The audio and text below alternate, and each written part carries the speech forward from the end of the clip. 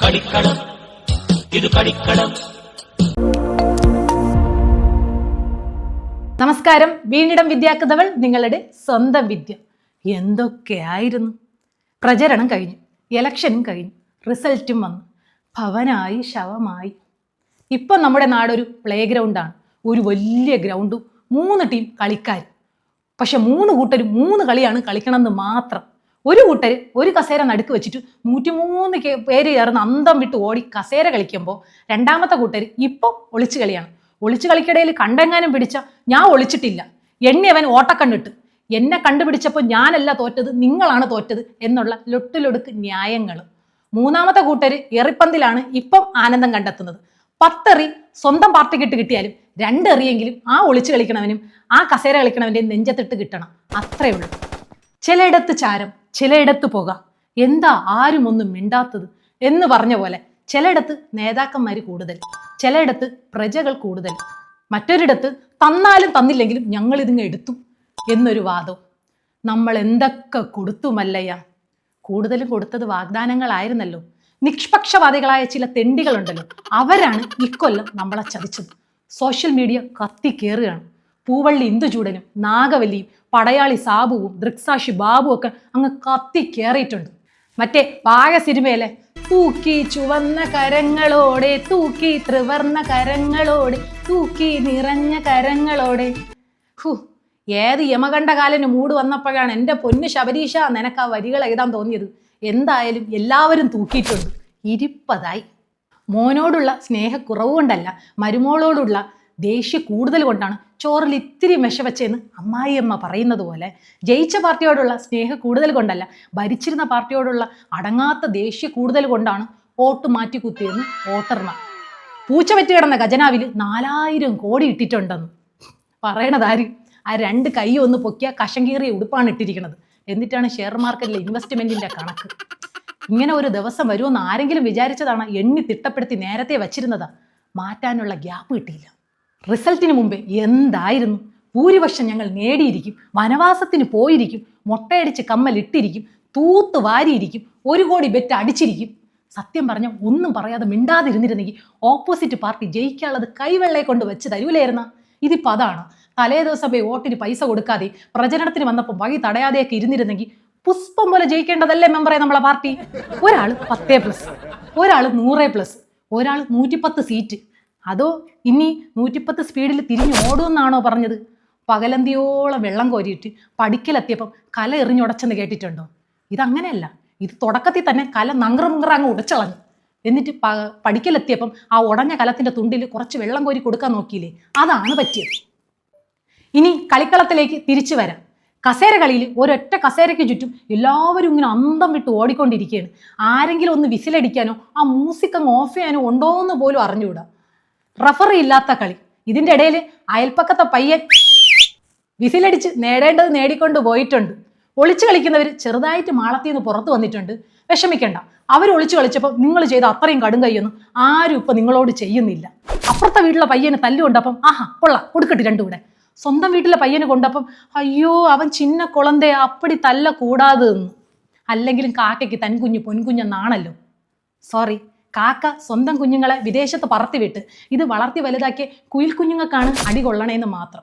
മറ്റേ കൂട്ടര് എറിപ്പന്ത് കളിക്കണവർ ചറപറ എറി, അന്തം വിട്ടെറി, ആർക്കെങ്കിലും കൊള്ളട്ടെന്ന് പറഞ്ഞ് വാരി വലിച്ചങ്ങ് എറിയാണ്. കുറേ കല്ലെറിയുമ്പം ഒരു 5-6 മാങ്ങയൊക്കെ വീഴുമെന്ന് പറയണ പോലെ 2-3 എണ്ണം വീണിട്ടുണ്ട്. നിങ്ങൾ വിഷമിക്കേണ്ട, ഇന്ന് എറിപ്പന്ത് കളിക്കണവരാണ് നാളെ കസേര കളിക്കേണ്ടത്, ഓർത്താൽ മതി. ഇതിൻ്റെ ഇടയിൽ കുറച്ച് സപ്പോർട്ടിങ് ആക്ടേഴ്സ് വന്നിട്ടുണ്ട്. പറയാൻ പാടുണ്ടോ എന്ന് അറിഞ്ഞൂടാ. ഈ വേനലവധിക്ക് അമ്മ വീട്ടിൽ അവധി ആഘോഷിക്കാൻ വരുന്നവരെ കണ്ടിട്ടില്ലേ? അവർ എന്ത് കുരുത്തക്കേട് കാണിച്ചാലും ആ വീട്ടിൽ സ്ഥിരമുള്ളവർക്കാണ് ചൂരൽ കഷായം, വന്നു പോകുന്നവർക്ക് ചായ മിച്ചർ. താനൂര് ചെന്ന് ചക്ക ഉണ്ടോ എന്ന് ചോദിച്ചപ്പോൾ ചക്ക എല്ലാം തമ്പാനൂർക്ക് പോയെന്ന് കേട്ടു. തമ്പാനൂര് പോയി ചക്ക അന്വേഷിച്ചപ്പം ചക്ക എല്ലാം മാവില കായ്ക്കണമെന്ന്. മാവില ചക്ക തിന്നാൻ പാടുണ്ടോ എന്ന് മാവിലായി ചെന്ന് കാരണവന്മാരോട് ചോദിച്ചപ്പോൾ അവർ പറയണു ഞങ്ങൾ ഈ നാട്ടുകാരനല്ലേ എന്ന്. ജാക്ക് ഫ്രൂട്ട് ഗുദാഗവ. അല്ലെങ്കിലും പ്രസവം പോലെ അത്ര ഈസി ആയിട്ടോ ആസ്വദിച്ചോ ചെയ്യാൻ പറ്റുന്ന ഒന്നല്ല ഇലക്ഷൻ എന്ന് ഓമനമ്മ പറയാൻ പറഞ്ഞു. വിഷമിക്കേണ്ട, 5 വർഷം കഴിയുമ്പോൾ കൂടിയുള്ള ഒരു കൂടിയാട്ടമായിട്ട് ഇത് കണ്ടാൽ മതി. അടുത്ത തവണ നോക്കാം അല്ലേ? അടുത്ത 5 കൊല്ലം കഴിയുമ്പോൾ ആരൊക്കെ ഇനി കാക്കയായിട്ട് വരാൻ പോണെന്ന് കണ്ടറിയണം. ഇതിൻ്റെ ഇടയിൽ ചാടിക്കളിക്കണവരുടെ കാര്യമാണ് കഷ്ടം. ഈ പാർട്ടിയിൽ നിന്ന് കഴിഞ്ഞാൽ ട്രാൻസ്ഫർ ഇല്ലാതെ പ്രൊമോഷൻ കിട്ടുമെന്നും പറഞ്ഞുകൊണ്ട് അപ്പുറത്തോട്ട് ചാടി. ഇനിയിപ്പോൾ തിരിച്ച് ചാടേണ്ടി വരുമല്ലോ, അല്ലെങ്കിൽ വല്ല ബോർഡറിലും പോയി കിടക്കേണ്ടി വരും. വിഷമിക്കേണ്ട, 5 കൊല്ലം കൂടുമ്പോൾ നിറം മാറുന്ന ഓന്തായിട്ട് സ്വയം അങ്ങ് പരിണമിച്ചാൽ മാത്രം മതി. ജയിച്ചവരെ ഇനി കണ്ടറിയണം. നാരിയൽക്ക പാനിയൊന്നും അന്വേഷിച്ച് പൊക്കളയരുത്. നാരി എന്ന് വെച്ച സ്ത്രീയാണെന്ന് പറഞ്ഞ് ഉണ്ടാക്കിക്കളയും.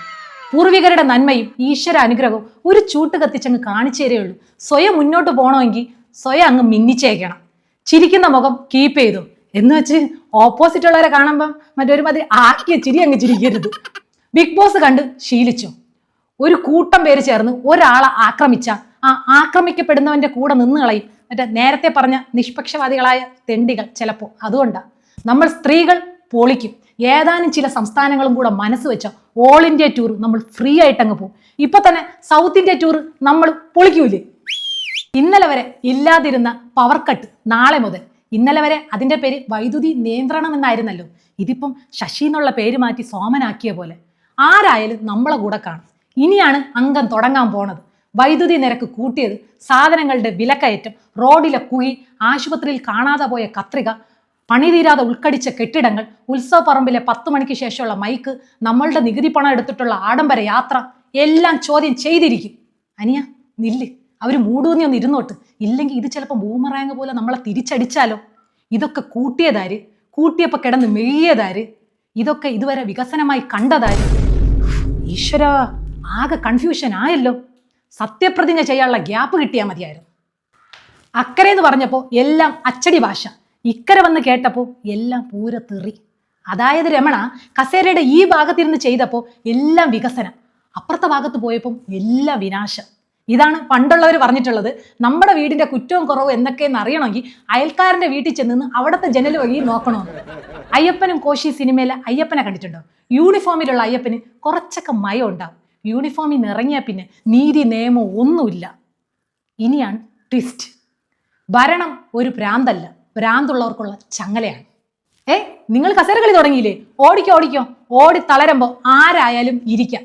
ഇനി ആര് ഭരിച്ചാലും പറയുന്ന വാക്കിലും ചെയ്യുന്ന പ്രവൃത്തിയിലും കുറച്ച് നീതി ഉണ്ടായിരുന്നാൽ മതി.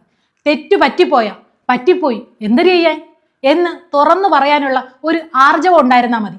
അത് മാത്രമേ നമ്മൾ സാധാരണക്കാർ നിങ്ങളിൽ നിന്ന് പ്രതീക്ഷിക്കുന്നുള്ളൂ. അല്ലാതെ ഏകാംഗ കമ്മീഷനെ നിയമിച്ചിട്ടുണ്ട്, അമ്മാവനെ കൊണ്ട് വിരട്ടിയിട്ടുണ്ട്, ആ നടപടിയൊന്നും ഇങ്ങോട്ട് ചിലവാവില്ല. പൊളിറ്റിക്കൽ പ്രഷർ താങ്ങാൻ കഴിവുള്ളവനെ നല്ലൊരു മന്ത്രിയാവും. വിസിലടിച്ചുകൊണ്ട് നേടിക്കൊണ്ട് പോയത് കണ്ടില്ലേ? ഇതിനേക്കാൾ ഏറ്റവും വലിയ കോമഡി, ഈ കളികൾക്കെല്ലാം ടിക്കറ്റ് എടുക്കുന്നത് നമ്മളാണ്. കളിക്കാനുള്ളവർക്ക് ഗ്രൗണ്ട് ഒരുക്കുന്നത് നമ്മളാണ്. ഈ കളിക്കാൻ വരുന്നവർക്ക് പൈസ കൊടുക്കുന്നത് വരെ നമ്മളാണ്. എന്നിട്ട് എറിപ്പന്തിലെ ഏറ്റവും വലിയ മൊട്ടനെറി നെഞ്ചത്ത് ഏറ്റുവാങ്ങുന്നതും നമ്മൾ സാധാരണക്കാർ തന്നെയാണ്. അപ്പോൾ എറി കൊള്ളാൻ തയ്യാറായി കളികളൊക്കെ കാണാൻ നമ്മൾ റെഡിയാവാം. ഓക്കെ.